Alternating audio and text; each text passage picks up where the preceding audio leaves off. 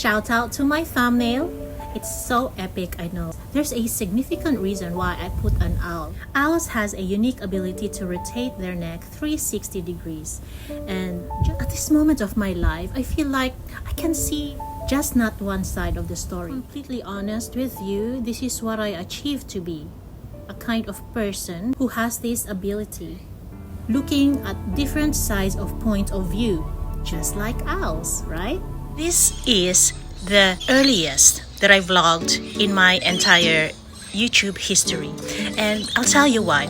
I usually wake up around 4:30 or 5:30 in the morning, and I meditate at that time because sometimes my daughter Maddie has this routine that early in the morning she needs some cuddle. Anyhow, today I woke up and had this really overflowing feeling that I need to vlog something about taking back your power. And you know what? I'm so excited to share with you that there's a synchronicity about my need to share this with you, because I was flicking through my feed in YouTube, and this life coach, I used to follow him heavily because he talks about how to heal your trauma and stuff, and for some reason he stopped for 2 years, and now he's back on his channel talking about why he was gone and stuff. Guess what he was talking about? Exactly the same as what I'm going to share with you.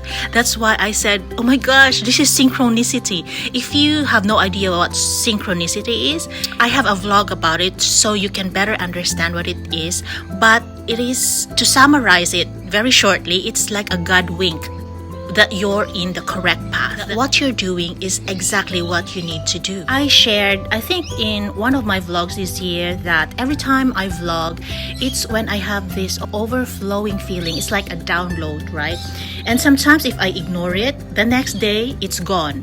Now I learned that every time I had this feeling, I have to literally have to vlog it right there and then, because I know that it's gonna be overflowing, and I'm gonna give some light inside of me to you if you let me.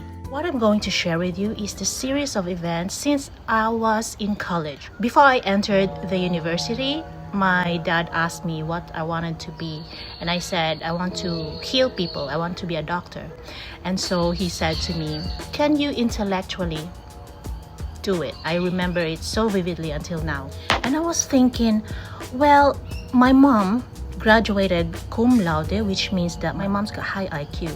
So my dad, he's got his own intelligence because their family is into the music side.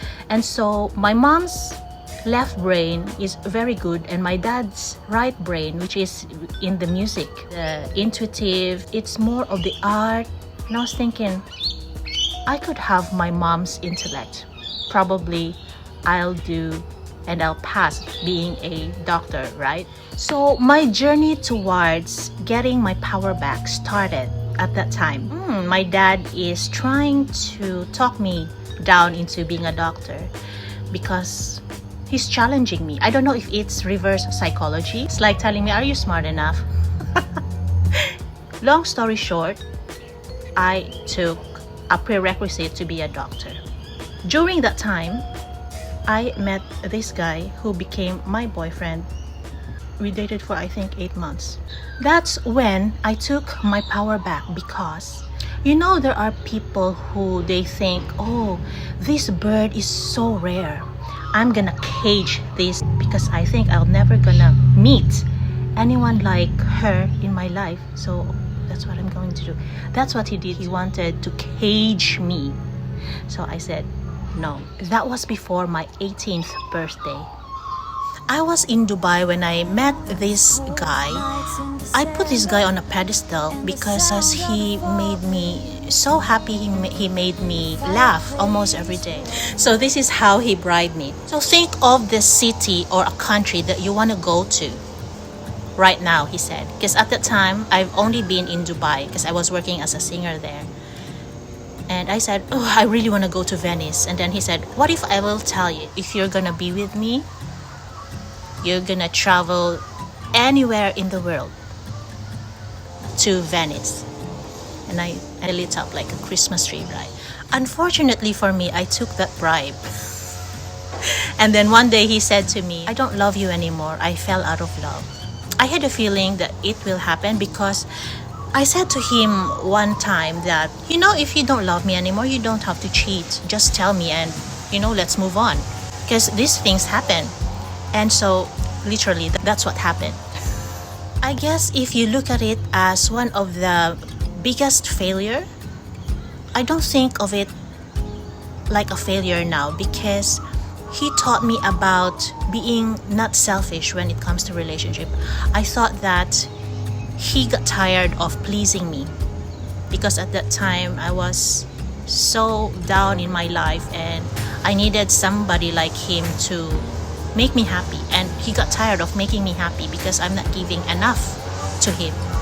So it was a learning experience for me, and he taught me to be a better person. And I said to my husband now, if I didn't meet that person, I don't think my husband now will like me. He was like a stepping stone so I can be a better human being.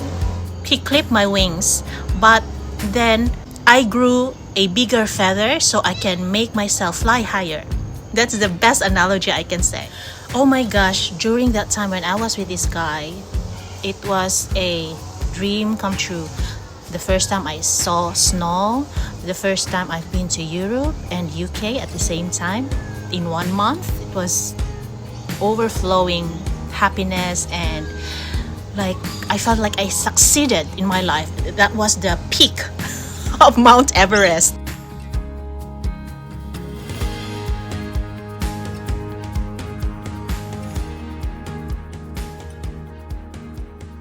And this story I'm going to tell you is gonna be interpreted as negative because it is not about the person that I'm going to share. This is not about bashing my mother. This is about seeing the bigger picture. That's why I am trying to share this story. Because even our parents has filter, and the filter has nothing to do with us. It's just their own bias according to their experience. Because this is what happened when I was in Venice, Italy. So this was the dream city, the dream country of my life, right? I'll share this picture here. I sent this to my mother, right? That exact day that I took this picture. So I finally climbed Mount Everest. This is the biggest success of my life, right? And my mother's reaction was, your arms are saggy. It's not firm, It's like your skin sagged. And I was like, why are you a party pooper? And again, this is not to bash my mother. Maybe during that time, my mom was undergoing something so negative that she didn't have any way to express it. And probably by that time, when I was feeling I'm at the top of the world, that was one of the lowest time of her life. She didn't tell me, so I didn't know. Most of the time it is like that. When people are not happy for us, it has nothing to do with you or us at all. It has something to do with their inner environment and what they're feeling at that moment. So I didn't know what was happening in my mom's life. Unfortunately, my mom was not there with me emotionally and mentally.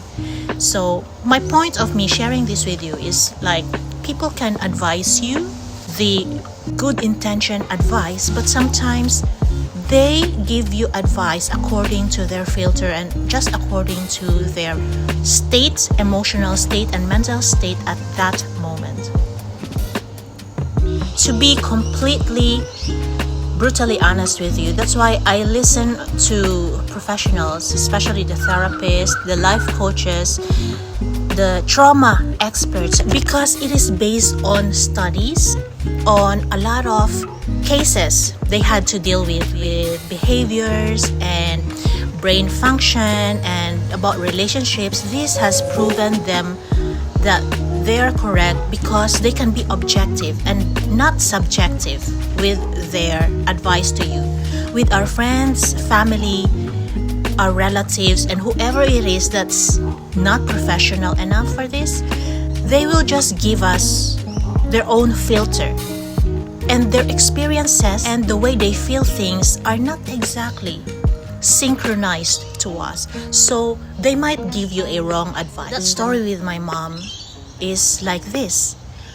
I love my mom very much, and most of her advices when I was younger, I took it because I thought, well, she wants what's the best for me. I used to give bad advice too, like, actually I'm not giving advice, I'm just sharing my story because we have different lens and my technique may or may not work for you.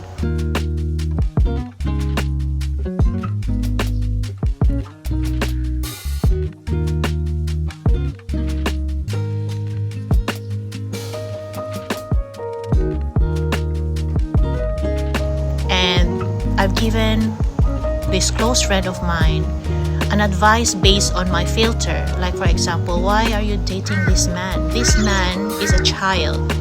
Like, his emotional intelligence is like he's 6 years old when he's actually 30 years old.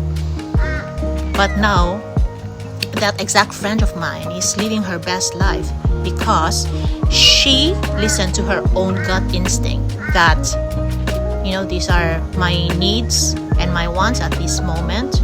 My pain threshold is not the same as your pain threshold. Pain threshold is like your tolerance to pain. I don't have tolerance to people that I have to coach. I will be the therapist for you. I can't do that. It's like, if you're 32 years old, act like you're 32 years old. I'm not gonna bring you water. I'm not gonna bring you milk at night. You know what I mean? But she is the kind of person who enjoys this love language. So what I'm trying to say to you is that my close friend was different from me, so her needs are different from my needs. But my advice to her was not good because my advice was based on my needs. You know what I mean? And sometimes I don't listen to my husband. There was this time when I said, all right, I think I'm going crazy now because I don't have enough sleep. My daughter Madison wakes up 6 to 8 hours a day, guys. And there was a doctor who said you can only survive 3 days of not having enough sleep, and after that your mental health just drops down. And that's the reason why I was like a crazy dragon running around the house, and I felt sorry for my neighbors that time. So I decided I'm gonna train my daughter to sleep. So I went to YouTube, and there's a lot of ways on how to train your daughter to sleep, something like that. And that's what I did. I didn't listen to my husband. He's got a point because training a child to go to sleep is a very, very difficult, guys, because there's a lot of crying. There's a lot of psych war. They will tear you down with their crying. That's their weapon of choice. So thankful I did that. You know, I listened to my own inner self. I took my power.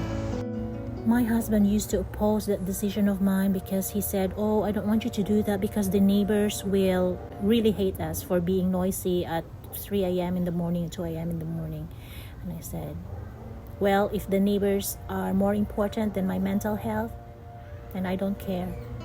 I said, I care for my mental health, and I care that I don't go to the mental hospital. Nowadays, my daughter can sleep in her own bed.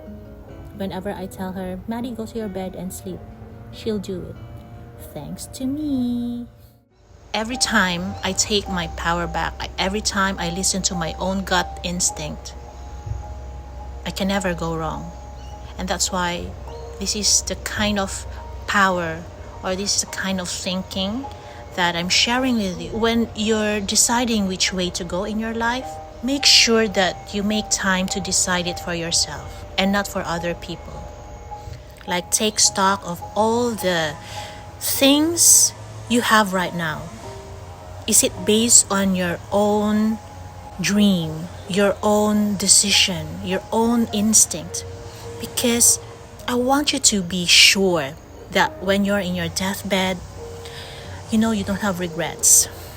That all your life, all you did was to please this person, probably please your parents. When we are in our deathbed, guys, our parents are not there anymore. Those friends, those people who gave you advice are not gonna be there anymore. We don't know who's there with you, but the bottom line is, are you gonna regret all the things that you decided before? If not, then take your power back. I am allergic with the word regret, because every time I make a decision, I see to it that I'm gonna make sure that it is my own decision. I didn't do it because this person said this or my parents advised me to do it. At least it's my mistake. I own my mistake. That's the thing. Some people think that the best currency in the world is money. To me, actually, it is time. Because money, you can reproduce money. With time, you cannot take it back. You know what I mean? Time just passes on every second. It's like a flowing river. You cannot go back because the river is flowing. It's like time. I remember that time in my life when I was trying to convince a person to choose me, to choose love over his pursuit to success, because at the time of his life he lost everything, his relationships and stuff, so he had a broken heart, and I was there to build himself up again. Unfortunately, our timeline doesn't match. I was at the time of my life when I had to build myself from my inside outside, and to him, building up means from outside to probably inside, because there are people who listens to their outside environment. Probably his mom told him, oh, you need to be there for your little ones, build something for yourself, like probably a house. You have to be financially okay. Just forget about your heart. And at that time, I was praying that he would choose me, because then while I was building myself from inside out and he can see my improvement, then he can be the same. But I can't say that it was the best decision for him, because that's his life and that's his choices.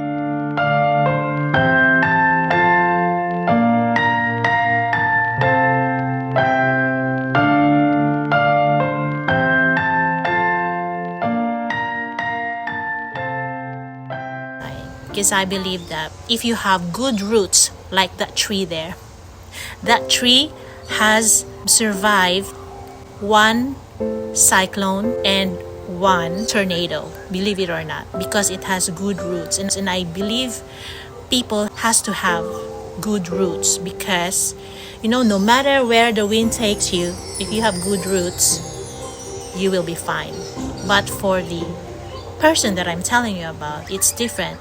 He wanted to build up tree first before going to the roots. He had to make sure that there's a lot of leaves. The more leaves, the better. The bigger the trunk is, the better.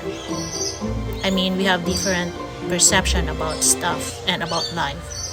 And this is not to say that his way of rebuilding his life is not correct, because to him and for him, because of his experiences, he based everything, his childhood traumas, and we are all like that. We base our things in life according to what we experience. So I cannot expect you to relate to my story, because my trauma was 25 years ago. It started so long ago. I already have these patterns, a lot of failures already. So I can definitely say, oh, this is where I've gone wrong. So I see now that whenever I do this, this will happen. That's why I have all this wisdom inside me based on a lot of failures. And some of us just have failures in the later years of our life. If you compare my failures since I was 25 years ago from my trauma, and from someone who just had failures when they were in their 30s, of course, you will need a lot of failures first till you actually arrive, until you see who you are, what works for you and what doesn't work for you. So we have our own journey. We all have our own path. So we cannot decide for someone else. That's why I'm saying to you, be careful with listening to advices, because their advices might be based on their lives, not yours. I'm not gonna lose myself. I'll be standing high and I'll I'll win the fight. Not gonna lose myself. And I wanna know, yeah, I wanna know. I could run through the fire, I could conquer the night. If I can make it, if I try to draw the red lights, I could just stay the same or be winning the game. I'll be standing high and I'll win the fight. I came straight through the dirt, my sleeves pulled up and my head held high. No shirt, no shoes, but a beating heart, and I made sure that my tongue was tied. Try to shut up